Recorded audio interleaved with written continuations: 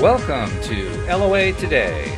Walt Thiessen and life coach Cindie Chavez here. Today is Wednesday, October the 31st, 2018. It's 8 a.m. New York time. That's 5 p.m. Los Angeles time, and it is, I think they're now in regular time, so in London it's 12 noon. So happy lunchtime to those of you who are in London time.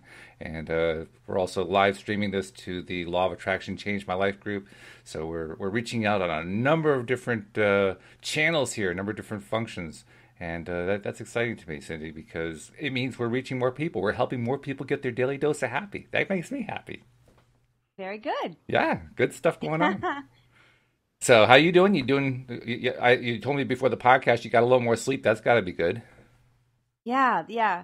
I did not sleep well the night before. I never have trouble falling asleep. It's that 4 or 5 hours afterwards I wake up sometimes, and so last night much better, and woke up this morning feeling like I had actually gotten some sleep. So that's always a better way to start the day than much better. The alternative, right? Yeah. So yeah.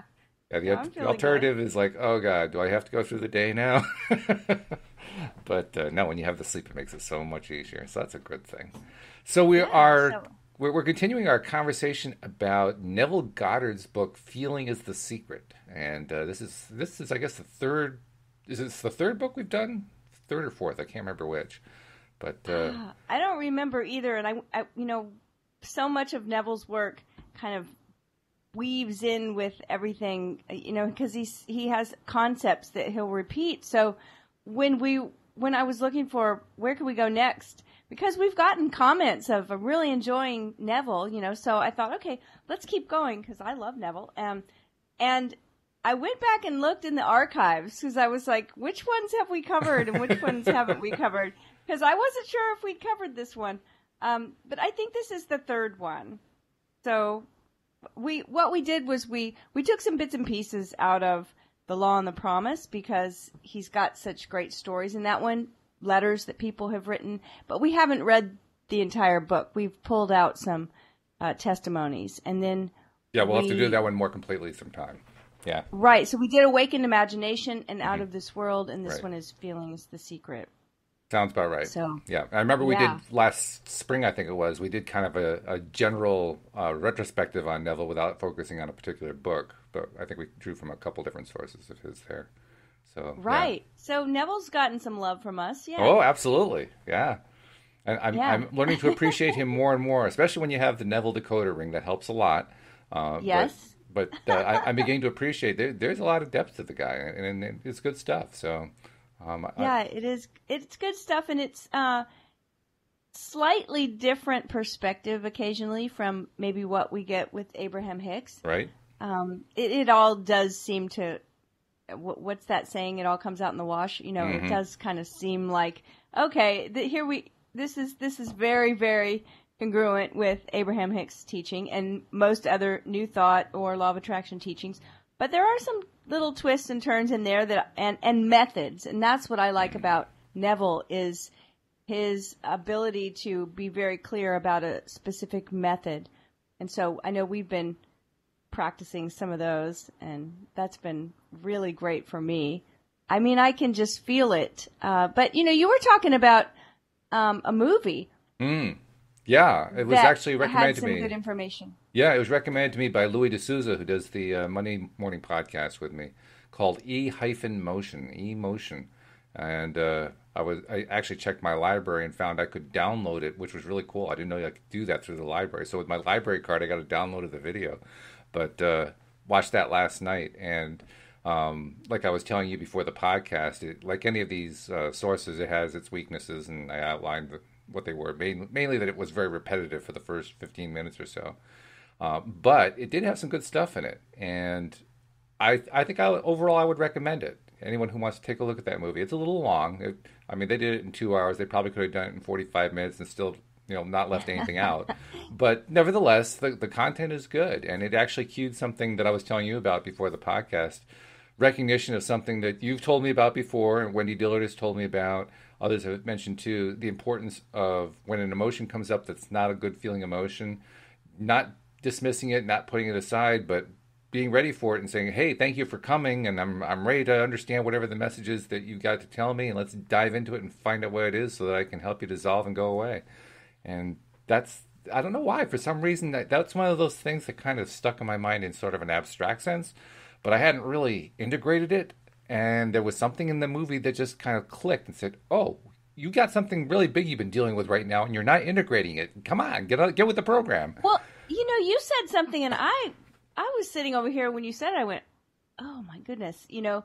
One of those things that's so easy to overlook, and that is when we have something in our life that we do on a regular basis, or that we've experienced, more than once and somewhat regularly, and it's something we don't like, or it's something that causes us to go, ugh, it's that time again, you know? Right. I mean, it could be something small, I hate mopping floors, right? It's like, ugh, but I do it all the time.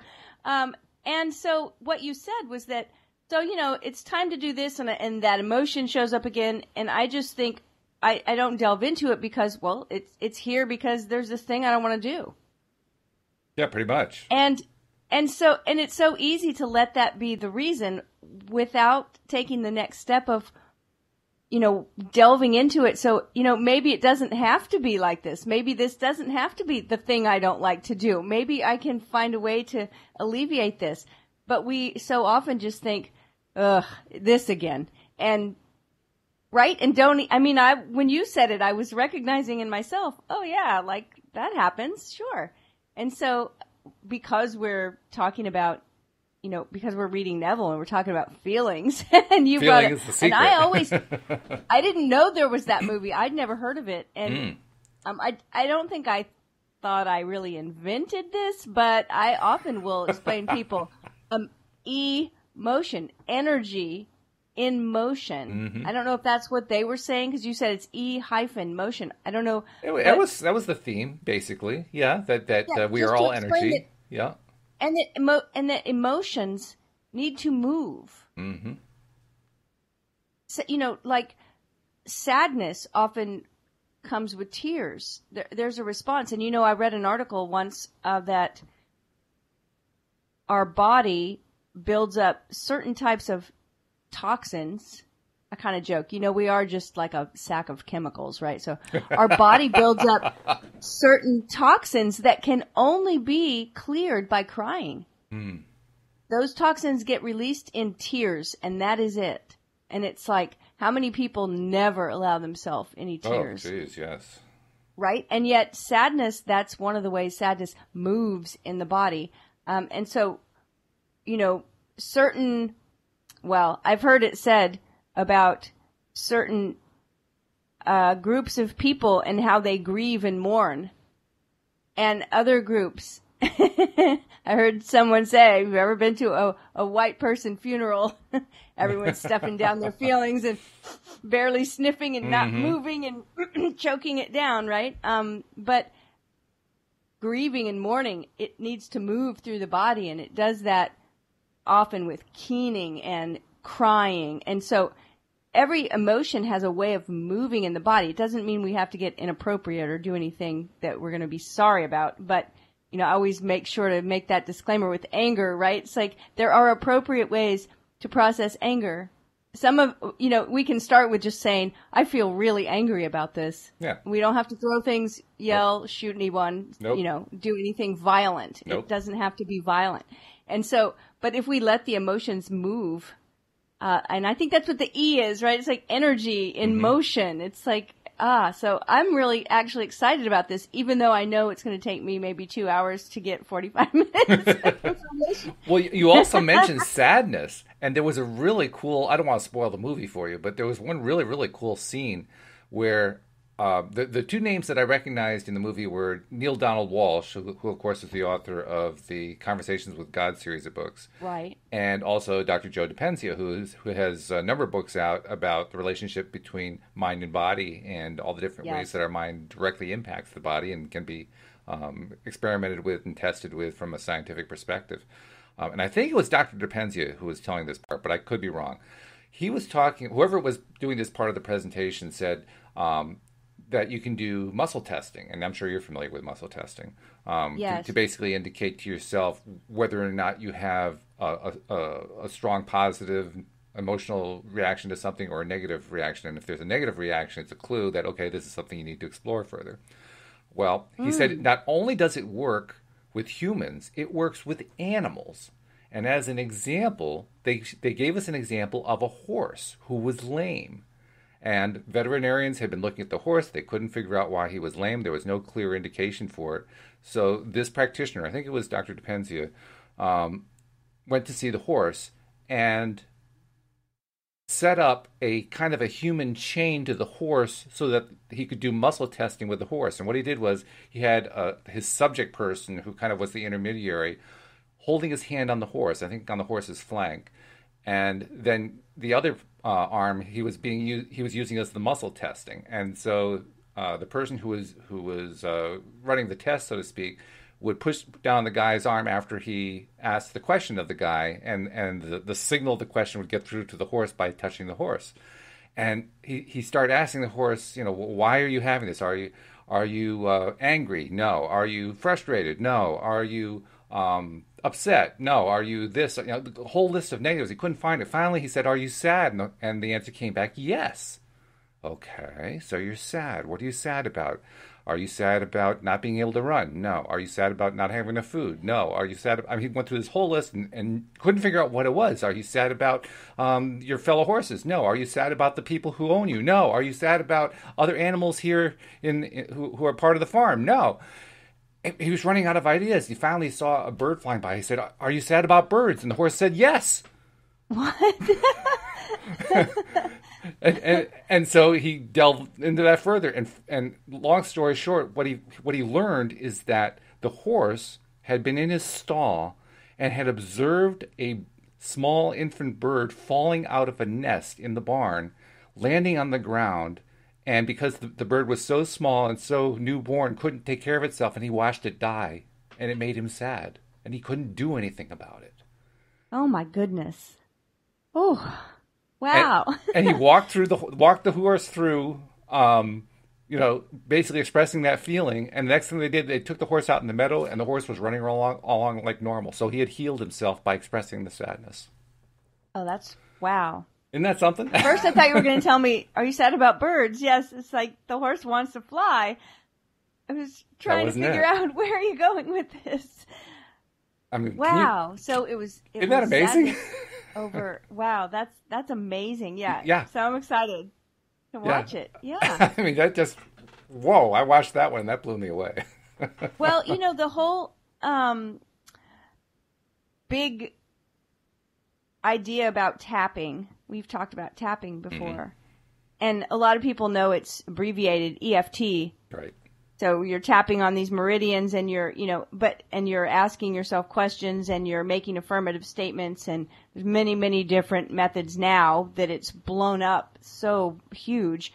But EFT is emotional freedom technique. That's what that stands for. Mm-hmm. And that's also what it has to do with and we've seen, there's plenty of testimonies of people getting healed from physical, you're talking about the horse being lame and then running, from people being healed of physical things, pain and other physical suffering, once they are able to release the emotion that it's connected to. Mm-hmm. Emotional freedom technique. So feelings are a big deal. Emotions are a big deal. I'm glad that we're talking about it, and the idea that not only can we feel better emotionally and mentally, but physically as well. Absolutely. A horse is a big, strong animal. To think that the horse was unable to run because of an emotion like sadness, that's a big deal. It is. It's an eye-opener, really. Yeah. Because it shows not only do animals have emotional feelings and very powerful ones, but they're so powerful they can actually render a horse lame. Well, our emotions are incredibly powerful. Mm-hmm. And, I've for years, and I am not the person that owns tons of animals, I know people that have dozens of animals. I have only had a few pets in my life. Plus an owl flying past your window. Yes. Well, I feel very connected to birds. And I've had some pet birds on occasion. I'm not crazy about keeping a bird in a cage, but I've had some little dogs. And whenever I hear someone say, well, animals don't have emotion, I'm like, what? How can you even say, then you've never had a pet because, or you've never had two pets that were close and had one of them die because animals grieve. They definitely feel emotions. Mm-hmm. And so I think, that's a wonderful, wonderful story. Now I'm excited to watch the movie. And I love the work that Joe DiPenza does. He's really good. Yeah. Delved into a little bit of his work, and I know I'm trying to think of the woman scientist. Is it Candace Pert? Pert, yeah. Last name I couldn't get, but you're right, Candace Pert. Is it Miracles of Emotion, or wait? She did molecules of emotion. Molecules of emotion, because she's a scientist. Right. And I've always really loved the ideas that she was delving into, but I found her book difficult for me to get through just because it was very, very, it's not that it was like science I couldn't understand, but it was very, what's the word I'm looking for? Clinical, maybe? Mm-hmm. Yeah. And so I have read some of it, but I don't think I finished it, and I wanted to, but at the time it was I just wasn't doing well with reading through it. And so Joe Dispenza's made it, maybe it's just his writing style or, his speaking style, but I've liked to have, I think it's the same information. I think they're all going for the same thing there. Mm-hmm. So that's been... Well, the thing I've noticed about Dr. Joe DiPenza compared to Candace Pert, they both tell stories, but DiPenza's stories are more frequent and more detailed. Maybe that's what it is. Yeah. Yeah. I wanted more stories. Yes. When I was reading. We love stories. Probably I need to go back and pick that book up again, and I'd probably read it and say, why did I have trouble reading this before? I mean, I've done that with a number of books. I've done it with Neville. Mm-hmm. It's like sometimes it's not the time to be reading a particular book. So I certainly don't want to dissuade anyone from picking up Candace Pert's Molecules of Emotion, and who knows, she may have something newer by now that's different, but all good stuff. Well, actually, unfortunately, she passed a few years ago, so she's not going to be writing anything more in this life. But but that was her last book? I believe so. I didn't know. Yeah. Oh, okay. Yeah, but it is a worthwhile read. You have to kind of be a little patient with the fact that she was a clinical researcher. I mean, she was one of the original researchers to discover many of the neuropeptides that we know about. She's like, well, she was on the leading edge of that stuff, so she did major work. And the book does a nice job of laying out stories. You're right, it has sort of that clinical approach to the way it's written, so that makes it a little bit tough. But you have to kind of get past that. But the stories are well worth it. They're really good stories. Well, I'm going to put that on my reading list to read after these 20 books that are stacked over here. Yeah, that's right. The list gets a little long, doesn't it? So many books, so little time. Well, speaking of time, I would love to get into Neville. Are there some promos that we'd like to do first? Yes, and in fact, people are going to be surprised to hear that I am modifying the please subscribe promo a little bit because Carlos pointed out something to me yesterday. He said that both of his parents tried to subscribe to the podcast and failed because they found it too complex, and pointed out that Amazon, for instance, where he used to work, has perfected the one-click order system, which I agree is a wonderful idea. The fewer clicks you can make people do, the better. That button's dangerous. It is. It is. You can order stuff. For someone that loves books as much as me, it's really dangerous. Oh, yeah, you have to have a little self-control at times. But with that spirit in mind, I was thinking about it last night.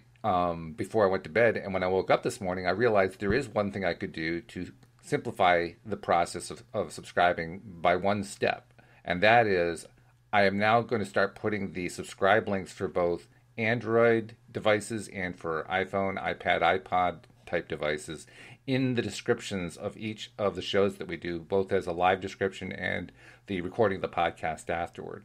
So if you're, for instance, if you're listening to us do the broadcast here in the Facebook group, The Law of Attraction Changed My Life, look in the description of the post and you'll see a couple of links that you can click on for subscribing, depending what kind of phone you have.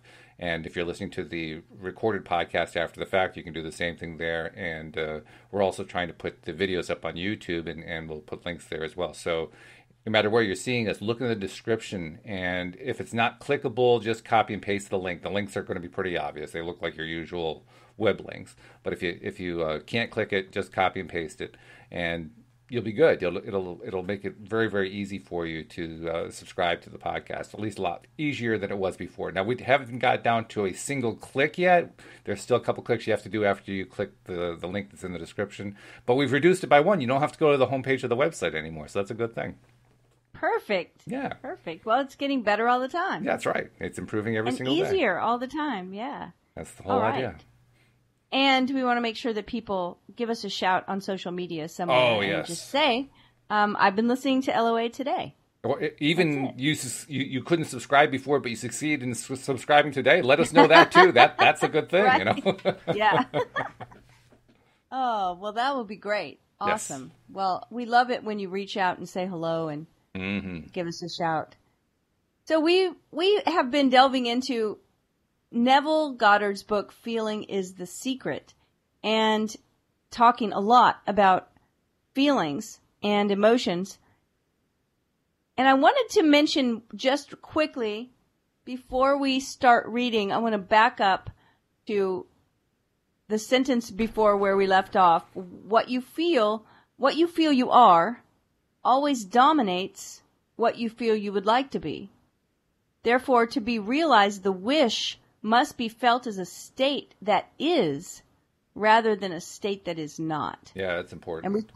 And we were talking about I ams and I am nots, and talking about feelings. And I thought that where we left off yesterday was a really interesting conversation about feelings and emotions and the difference. And the idea that when we talk about, and I think Neville is going to address both of them, but when we talk about feelings, we use that word to describe emotions, and that's okay, that's correct. But also, feelings can be just feelings. Yeah, just feeling it, like touching it. I remember a friend, actually, not a client, but years ago, going through a divorce, and it was one of those situations where everyone thought that they had a really happy marriage and was shocked that they didn't when they ended up divorcing. And she later said to me, every time I heard his car drive up in the driveway, I got a knot in my stomach. Yeah. Okay, that's a feeling, right? Or like feeling stress in your neck or your jaw, feeling tightness. Those are feelings. They may be connected to emotions, and I think that oftentimes they are connected to emotions that we're not willing to express. So they show up in the body as a feeling, or like the horse, right? Maybe he didn't have a way to express that sadness. Apparently and not. So it came out as, a physical condition. But there are also feelings that we can just recognize they're neutral. And I think these are the ones that sometimes we overlook, but they will be really good to tap into. So we were talking yesterday about that little vignette, the idea of creating a scene of what it would be like if our wish were, to come true. And that there are feelings in the scene. There are feelings right now. I can feel myself sitting in this chair. I can feel my hands on the top of the table. I can feel the temperature in the room. And none of those are emotional, and they're definitely not uncomfortable. Or sometimes it might get uncomfortable, right? Like I feel cold or whatever. Then you get emotional. Like, oh, geez, I'm so cold. Ah. Right. So we should be aware of those things. And those things are really because they're not emotional and they're not, hopefully not painful, although pain can be a feeling.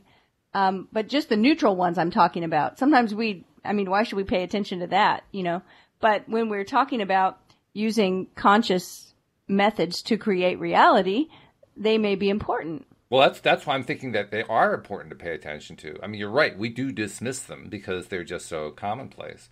But those are the building blocks that we use when we want to create the vignette. And I was realizing that, just as you were talking about it right now, that so often I'm trying to create a vignette in my head or even in my heart or however you want to look at it. I'm trying to put it together and I'm having trouble piecing it together. And I'm realizing one of the reasons is I'm dismissing the little mundane things like you're describing, the things that are just, they don't have a strong emotional content to them, but I can feel the chair, I can feel the table, I can feel the notebook over here, I can feel the laptop, I can feel everything. I can feel that stuff, but I just dismiss it because I feel it all the time. Right, and I'm thinking, if someone were, I don't want to get too far out, but like we've been talking about and we're going to talk about with Neville, dreaming, sleeping, dreaming, and lucid dreaming, right? And the idea of like, am I dreaming? One of the ways that we can start becoming more aware of our dreams is to ask ourselves in our waking life, am I dreaming? And especially if something strange happens. But I'm thinking, if someone asked me right now, if you were to say to me, are you dreaming? What would I do to know, am I dreaming or not? Besides looking at a clock and then looking at the clock again, I may wiggle my toes in my shoes a little bit or touch the table or, it's like, yeah, I'm knocking on my desk. I can feel this chair. I'm not dreaming. This is all real. And so when we're trying to create reality, it starts to get epistemological though. It's like, okay, well, we all create our reality. So if I'm experiencing the reality, is it real? Right? Well, I think it's like there are some cultures that take, like the Aboriginal cultures, they take the nighttime, the dreaming, much more seriously than we do. They actually kind of have it, in the other way where we think dreams are just, it's just not real. And then real life is real. They kind of view it from the other perspective. Mm-hmm. So I think it's important for us to at least make the intention that we're wanting to become more aware of our feelings. Mm-hmm. And so when I say that, I'm not always just talking about, you have to admit that you're sad. We have to realize we're feeling frustrated. I don't just mean uncomfortable emotions. I mean actual feelings. And he starts where we left off yesterday. This sentence starts with the word sensation. Mm-hmm. Sensation precedes manifestation and is the foundation upon which all manifestation rests.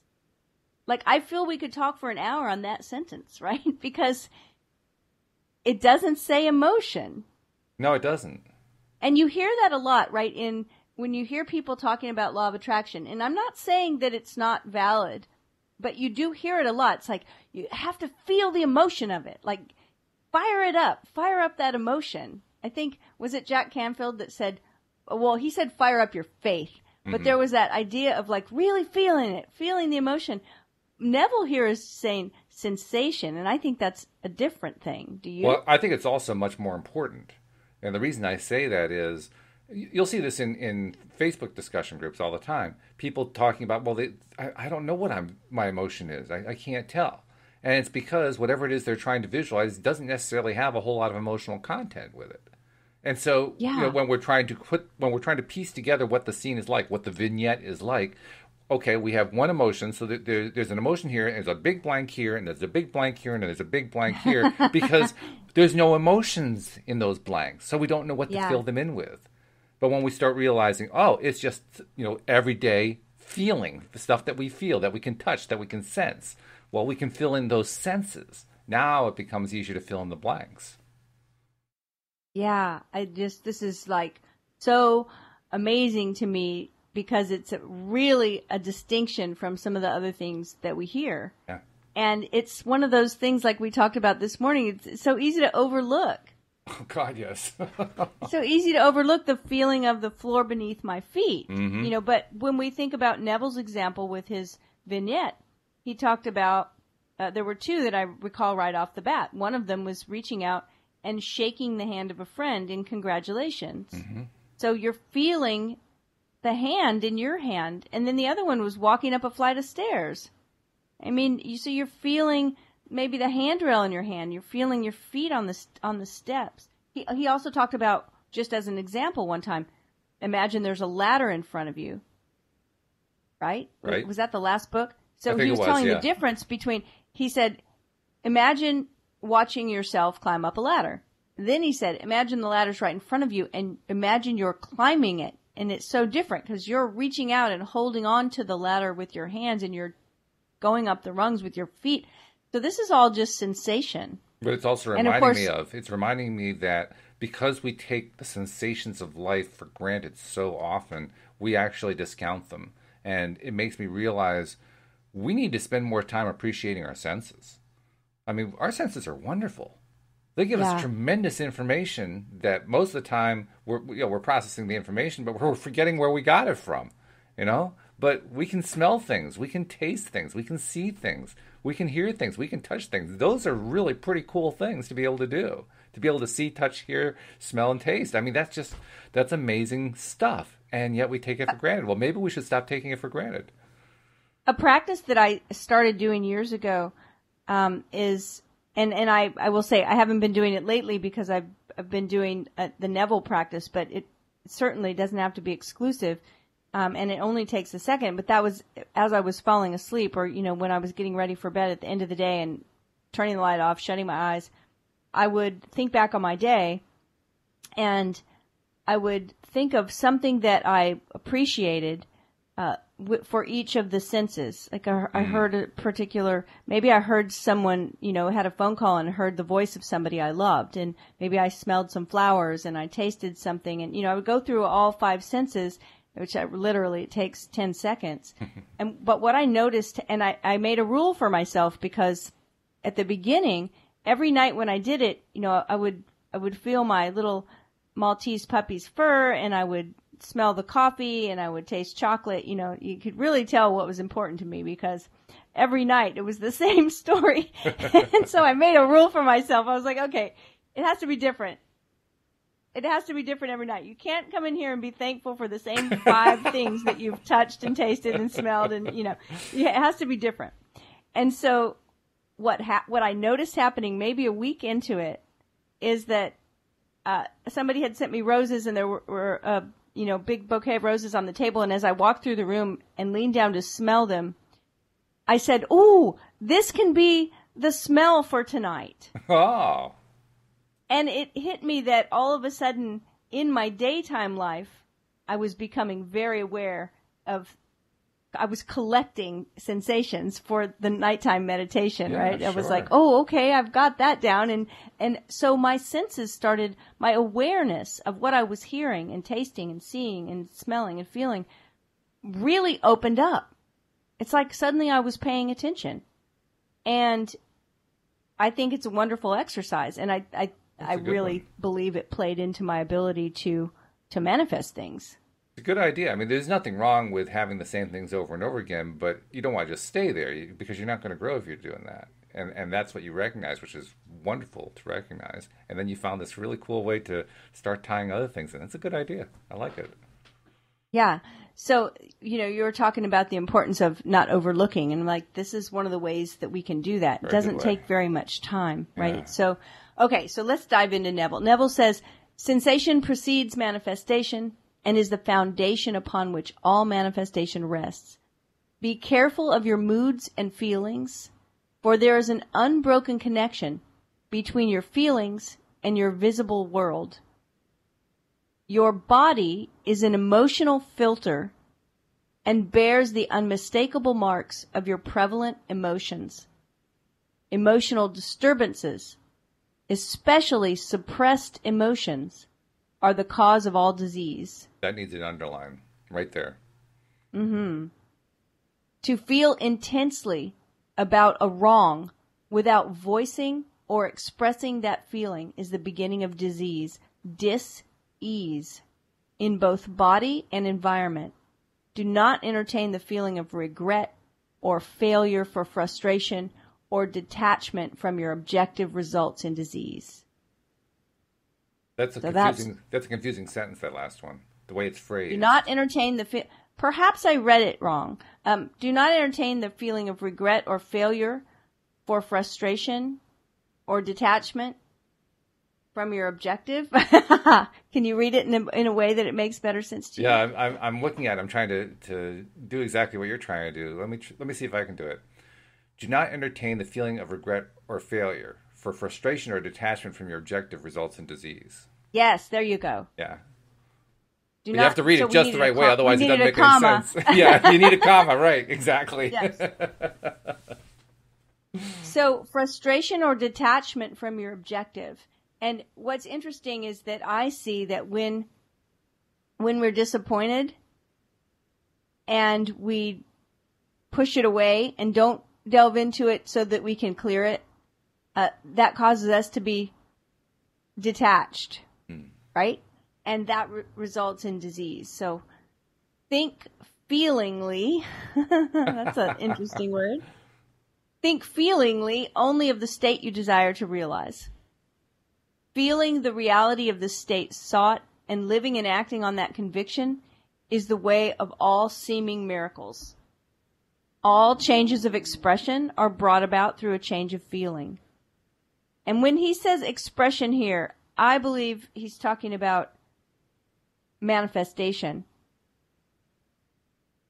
not facial expression. He's talking about reality being expressed. Do you read it that way? I'm not sure. You've got me wondering about it. Mm-hmm. All changes of expression are brought about through a change of feeling. A change of feeling is a change of destiny. All creation occurs in the domain of the subconscious. What you must acquire, then, is a reflective control of the operation of the subconscious. That is, control of your ideas and feelings.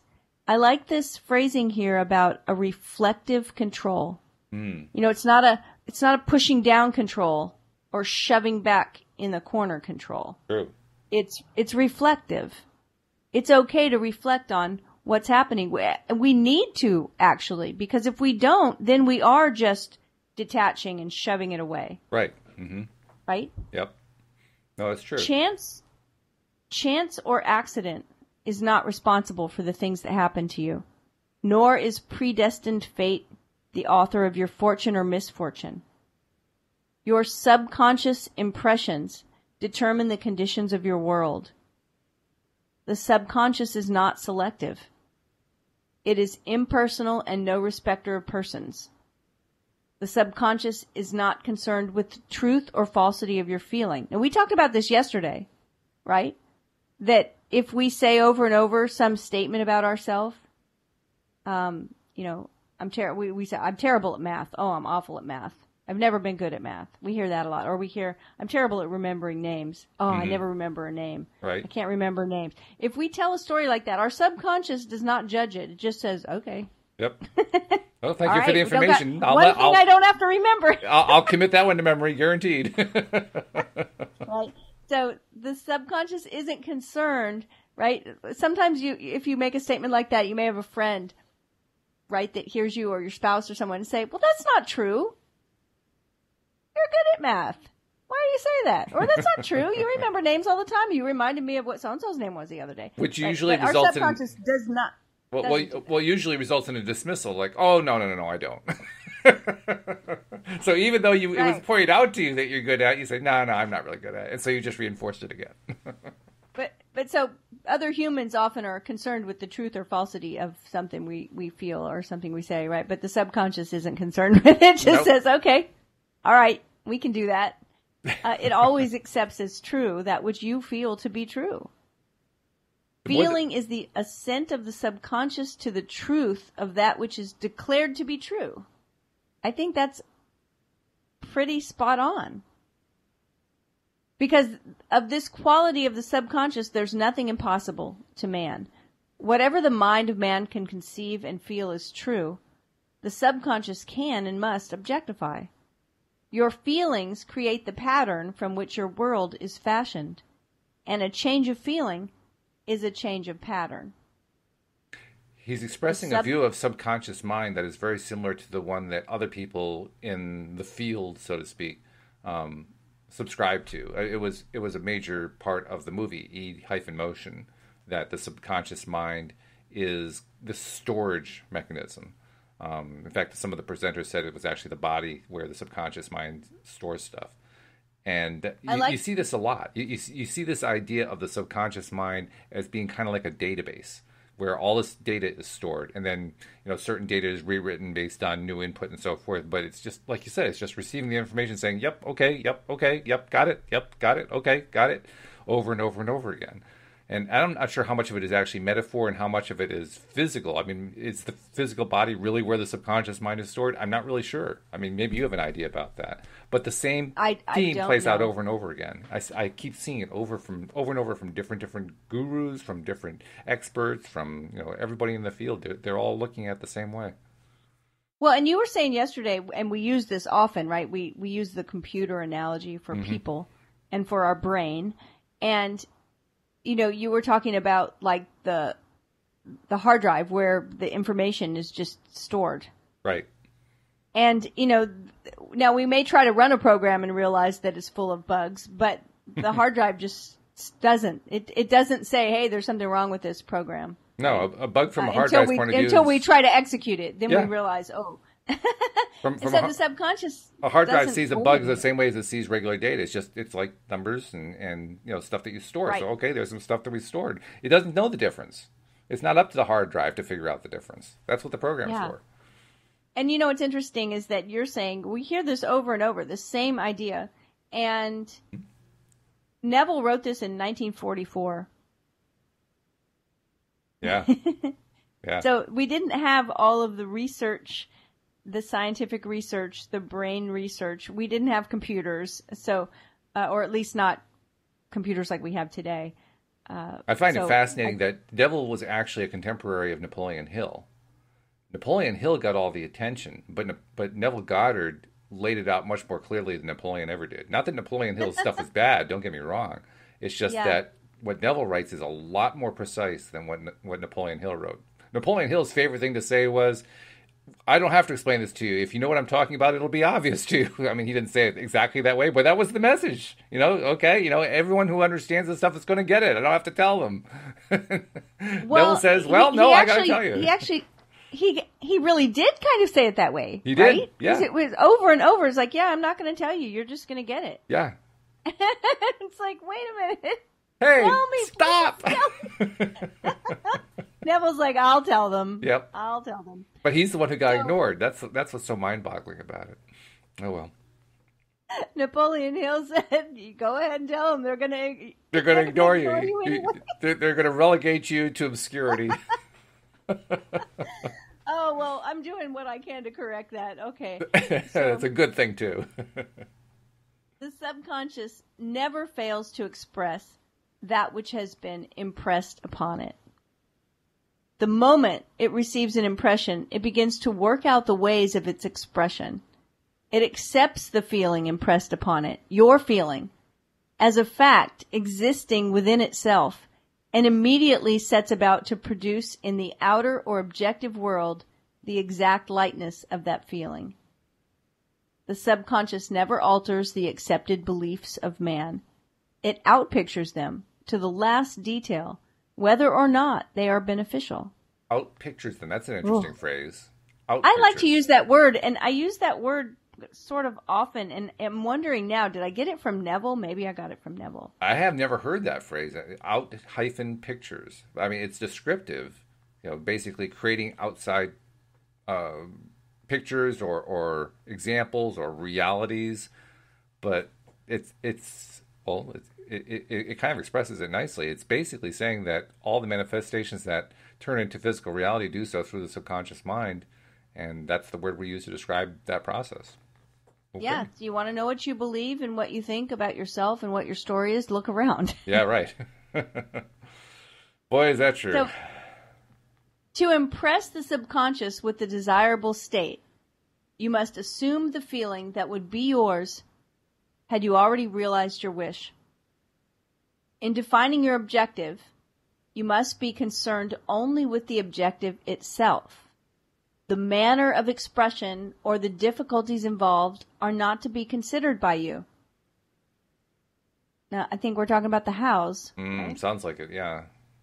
To think feelingly on any state impresses it on the subconscious. Therefore, if you dwell on difficulties, barriers, or delay, the subconscious, by its very non-selective nature, accepts the feeling of difficulties and obstacles as your request and proceeds to produce them in your outer world. Doesn't that bug you when it does that? Yesterday, I saw somebody in a discussion, in a law of attraction discussion.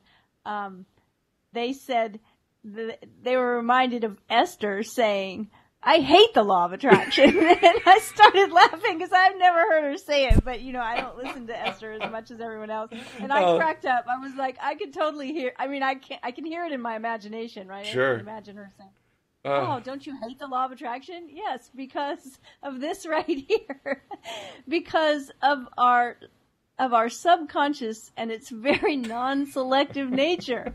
It's going to just accept the feeling of difficulties as our request and say, "Here you go. Here you go. Have a difficulty." Yeah, right.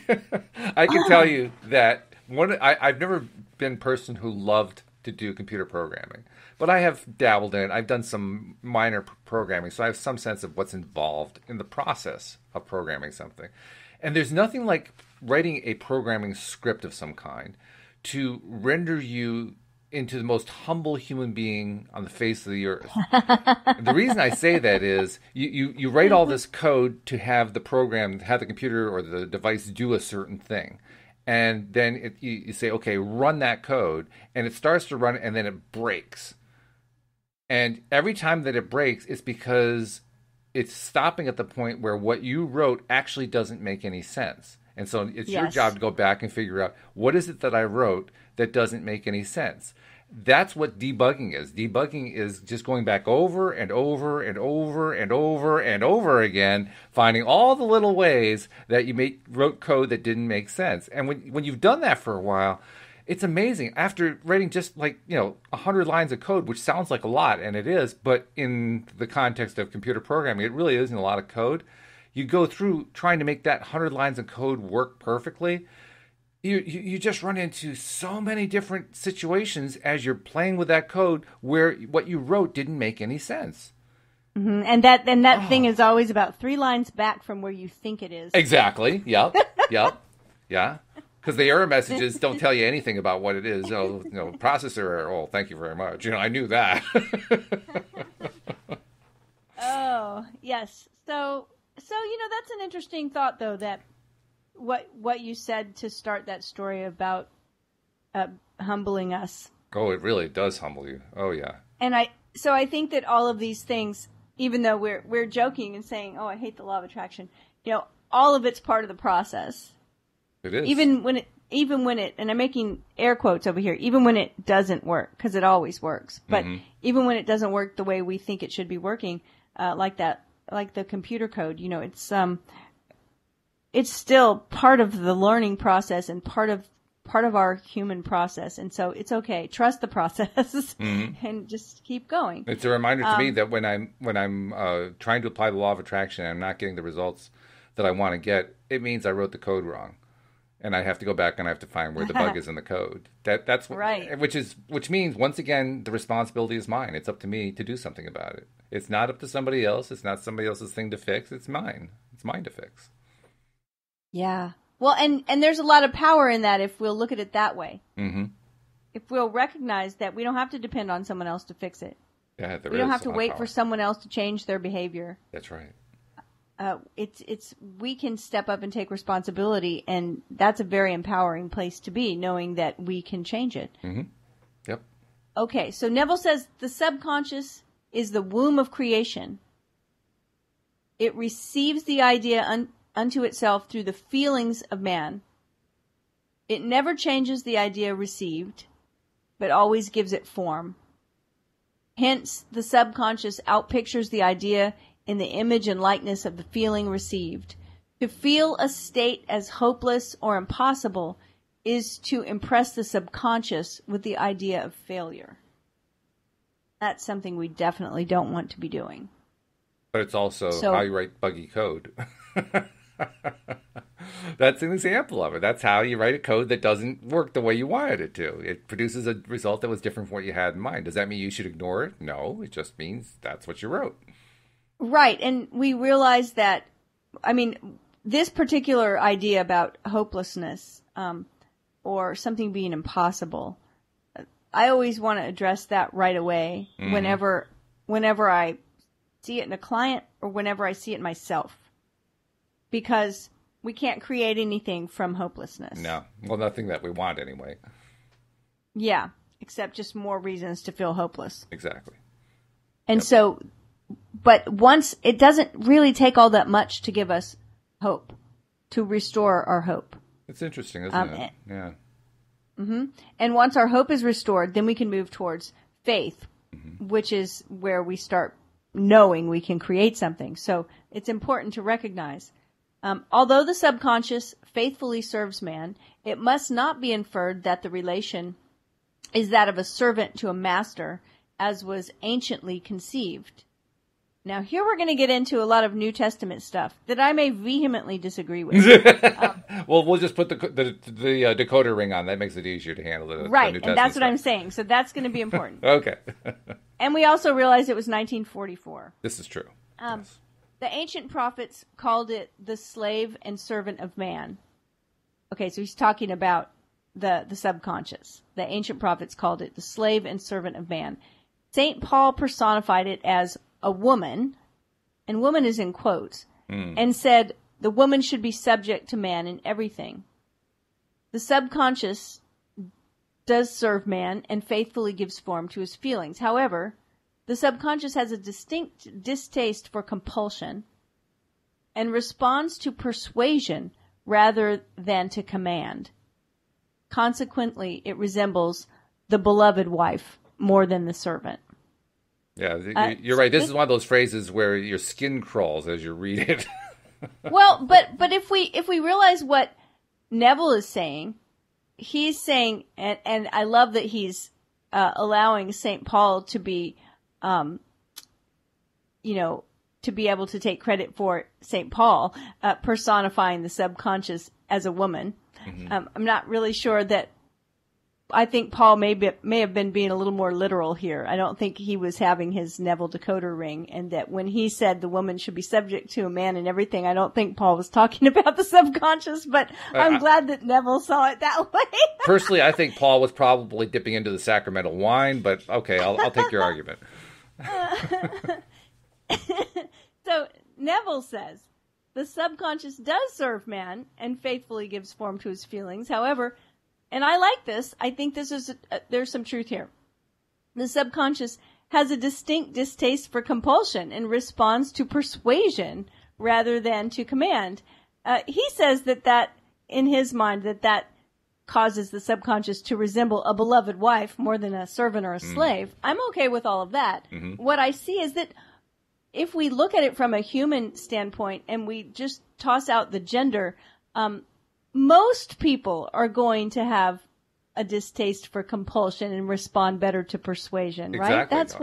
That's why we say, well, let me persuade you. That's right. Right? So, and that's why we're such failures when we do try to persuade somebody else, because we're really trying to compel them. We won't admit to it, but that's what we're trying to do. Right. And we respond better to persuasion. In other words, and a lot of times, persuasion is something that's tapping into our feelings. So, all right. So he's going to start the next paragraph with a verse from Ephesians. He says, the husband is head of the wife. I'm just imagining someone that's just tuning in, like, I'm never listening to that woman again. This is like a Pablo Picasso. I'm imagining this Picasso piece with literally a head, the husband head on the wife is like, well, what the heck is this?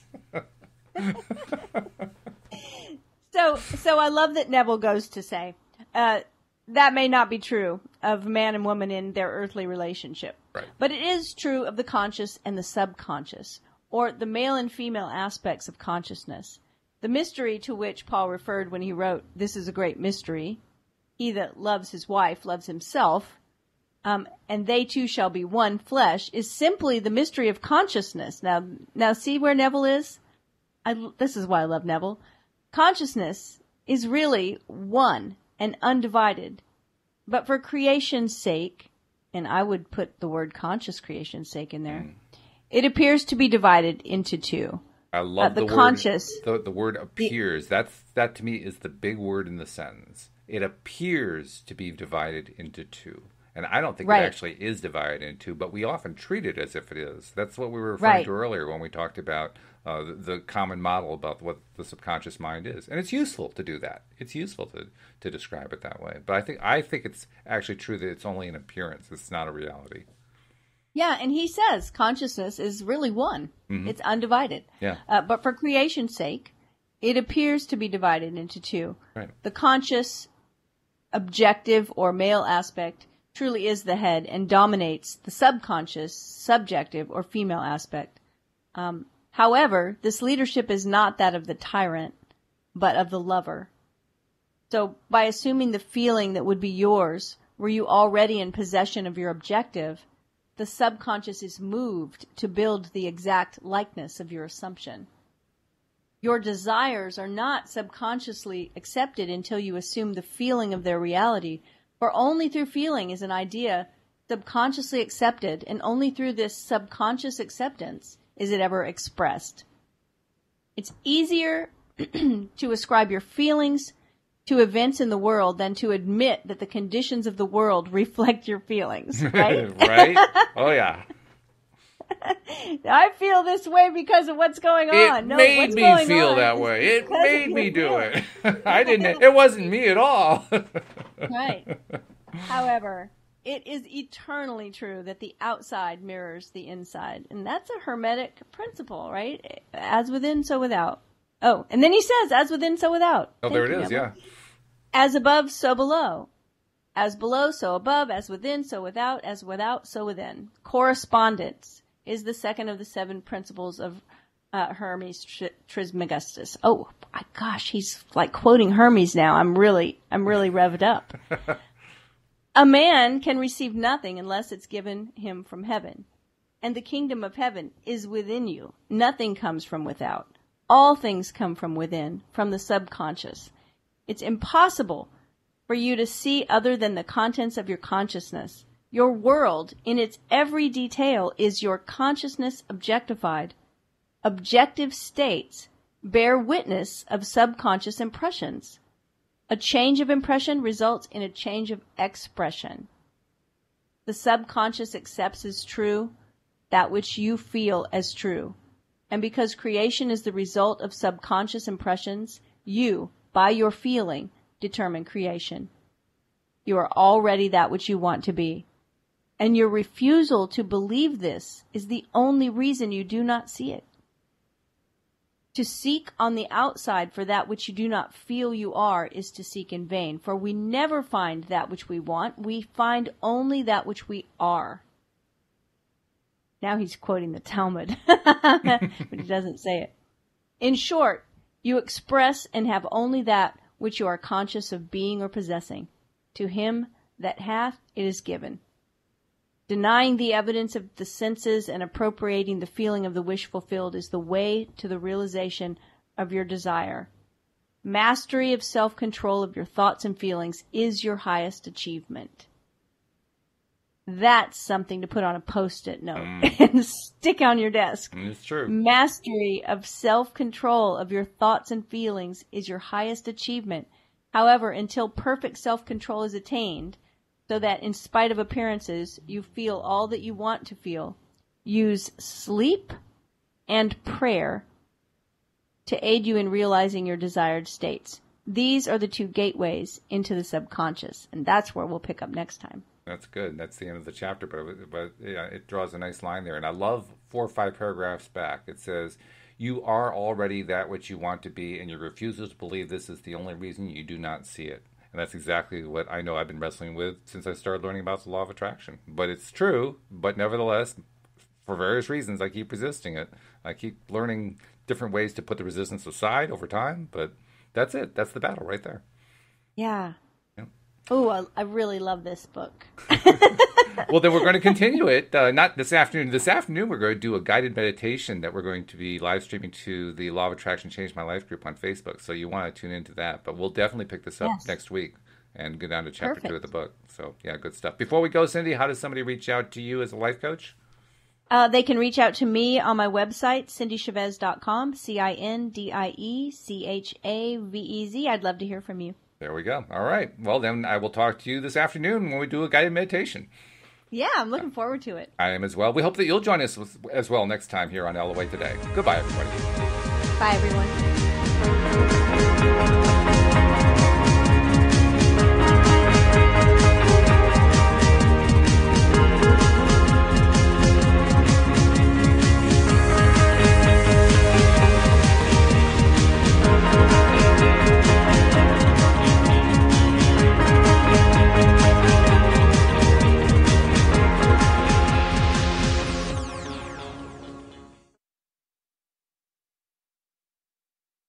Come on. I think we're done with the podcast. We can end that. Okay, we're ending the live stream. The broadcast of Facebook Live has stopped. Recording has stopped. There we go. All right. That was good. All right. It was good. And by the way, good. I have a theory on how to make it so that the music is going to play clearly. I have a theory about how to fix it so that the browser will work the way we want it to. So I'm going to try that this morning or this afternoon and see if I can get that to work right. Okay, good, because I noticed the music still sounds a little underwater even with the new thing. Yeah, it does. Yeah.